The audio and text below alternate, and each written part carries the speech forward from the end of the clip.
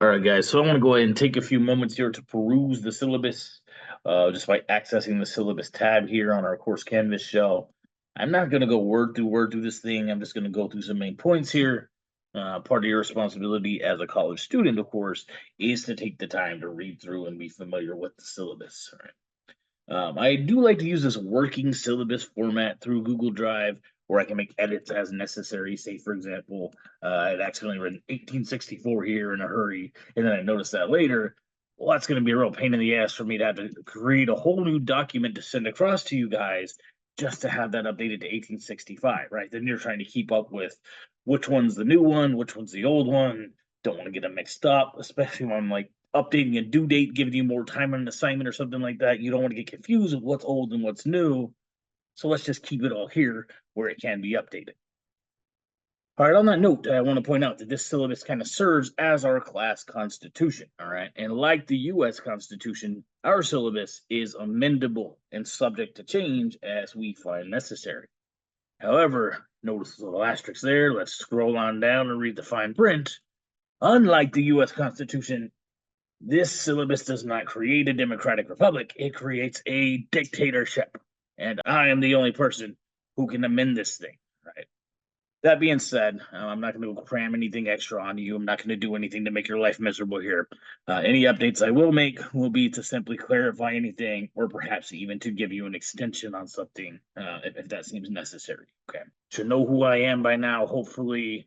There's my email address, office hours. I have some times listed on here, but I can certainly be available at other times as well. What I really do need you to understand about my office hours is that they are by appointment. I would just need you to send me your availability for the week you'd like to meet via email and let me know which of those works best for you. I'll review them and see when I can be available. All right. If we end up agreeing to meet via Zoom, you got my Zoom link right here to access. If you prefer to meet in person, we can certainly make that work. We'll figure out a time and place to meet on campus. Okay. Our class is asynchronous, meaning we will not have scheduled meeting times. So you really need to make sure you're staying on top of all the deadlines here, okay? All right, course description here. We are surveying the history of the United States from the end of the Civil War into the 21st century. Um, our class is beginning with the period of Reconstruction and moving into a little bit, we'll see, of the 21st century. We're not going to get too far in. But what we're doing is surveying, okay? Meaning we're just trying to get a broad idea. That means we're not going to hit every single little detail. We're just trying to hit some main points and try to get the bigger picture of some things going on over the span of U.S. history since the end of the Civil War. If there are any topics or details or anything that we don't get to cover, and you're very interested in and you'd like to learn more about, please let me know. I'd be glad to send any recommendations your way I may have, or contact a colleague, see if they have any recommendations to help you get learning a little more about whatever topics you want to. Okay, I don't ever want you to feel limited by what's presented to you in this course. All right, student learning outcomes. I would like you, by the end of this course, to be able to analyze key events, figures, and historiographical trends, meaning the ways that people have interpreted history over time that have shaped American history. I would also like you to recognize and evaluate connections across diverse cultures and events in American history. I'm pretty sure I'm still not supposed to be using that word. Go ahead, go tell Greg Abbott. Let him come do something about it. I also need you to be able to demonstrate critical thinking, very, very important, and an ability to interpret historical evidence. And you'll demonstrate this to me in a few different ways through reading responses, video presentations, and well-constructed, thoughtful writing responses. Okay, mainly essays there for your exams. Talk a little bit about those more moving forward. Text and other materials, I've addressed this in an email already, but you don't need to purchase anything. Okay, any readings, videos that I'd like you to access will be available here for you on Canvas. I'm going to organize everything a different way this semester than I ever have. A way that I think makes more sense for online courses is to go week by week. So I'll just provide you weekly modules, just work on everything from top to bottom. You should be okay, but you'll have access to everything you need there in terms of readings or videos. You don't need to purchase anything at all. I do want to point out, if you have any kind of perhaps visual impairment, or for whatever reason you're struggling to read any of the file formats I've provided, please let me know ASAP so we can figure out a way to get something across to you that will work for you. There are ways that I can perhaps figure something out to accommodate as necessary, and that's something I'd definitely like to do to make sure you're getting the best experience out of this class as possible. You will, of course, need a way to access Canvas, and definitely, you're going to need to be taking some notes. All right, you are not going to pass the class if you do not take notes. I will be providing some incomplete outlines to help you with lecture notes. Also, any lecture activities you do or reading video quizzes, those are all very helpful as well for helping you study for our exams. You'll also need a means of recording short videos, all right? Doesn't need to be anything fancy at all. You can certainly use your cell phone, your laptop camera, whatever you have. I don't want you to go spending money on any fancy equipment for this or any editing software if you don't have any. I'm just going to need a 3 to 5 minute video, and I'm certainly going to need to be able to hear your voice clearly on there. We'll get a little more into what I'm expecting there. I'll provide an example for you in the next module. But let me know ASAP if you're having any issues getting your video across or anything so that we can try to figure that out together. I've also included links here to some supplemental resources. Oops, what happened here? There we go. That's why I use the word syllabus. But here is a free supplemental U.S. history textbook. You also have access to Crash Course U.S. History on YouTube. Excellent, excellent channel. Just please keep in mind, these are completely supplemental resources. I am not going to advocate you use these in place of any of the material I'm giving you for class, okay? Because a big thing for our class is you need to demonstrate to me that you're engaging with the material I'm providing and making sense of that and interpreting it. And that needs to be the basis of your responses, okay? Any responses to any assignments that reflect anything outside of what was covered in our class will not receive credit, okay? I've kind of put these here more for, say, for example, there's a topic that you're not really understanding. You want to hear somebody else's point of view, then go revisit it in our class. Or maybe there's a topic you want to learn something a little more about. Here's a couple places you can look, okay? Grading, I'm going to get a little more into a breakdown of each assignment in the next video. Pretty straightforward though, okay? 90 to 100 is an A, 80 to 89 is a B, 70 to 79 is C, 60 to 69. And we have B's here at our university.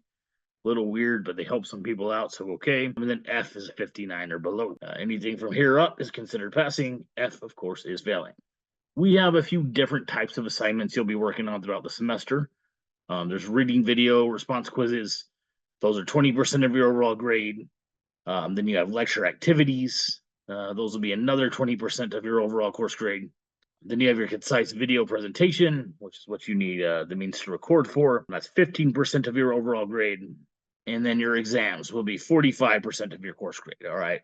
But notice the way your exams are weighted, the first exam is weighted the lowest at 10%, the next one's a little higher, 15, and the final one is 20, all right? The reason I do this is so that as you're becoming more and more familiar with what to expect from these exams, it's counting higher toward your grade, all right? So that if, say, for example, you're struggling, you hit a learning curve or whatever in this first one, it's not going to be the end of the world. You still have plenty of opportunity moving forward to raise your grade as you're becoming more comfortable with the process, okay? Again, I'll talk through each of these assignments a little more in detail in the next video, but that's generally your grade weighting you can expect to see there.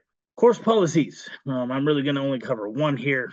I'll hit on two, actually. One I've already covered somewhat, but it really falls under this first one. Everything else falls under this first policy here, and that is a general policy of respect, okay?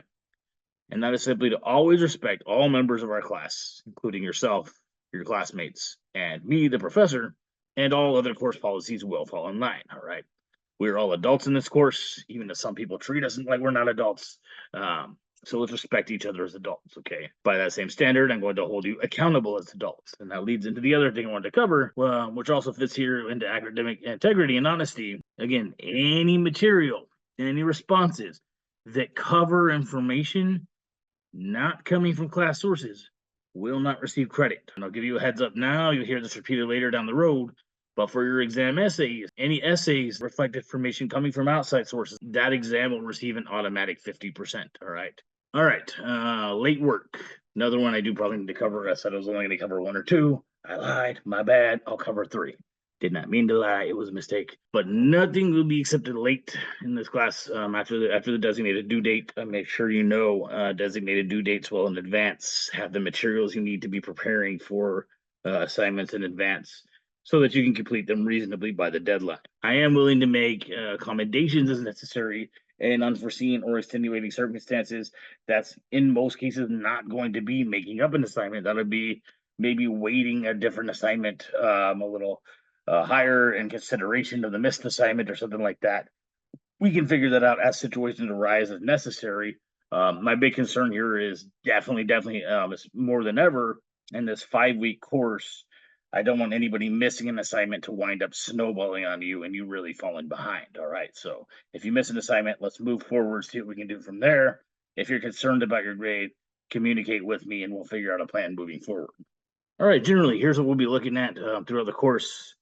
Unit 1 will consist of weeks 1 and 2. Here we're looking into what the study of history is, looking at a case study of conflicting historical interpretations or evolving historical interpretations with the topic of Reconstruction, which we'll look a little more into as well. Then we'll look into the New South, which is largely defined by Jim Crow. Then we'll look into the Gilded Age, which is the kind of turn of the century from the 19th century to the 20th century in the United States.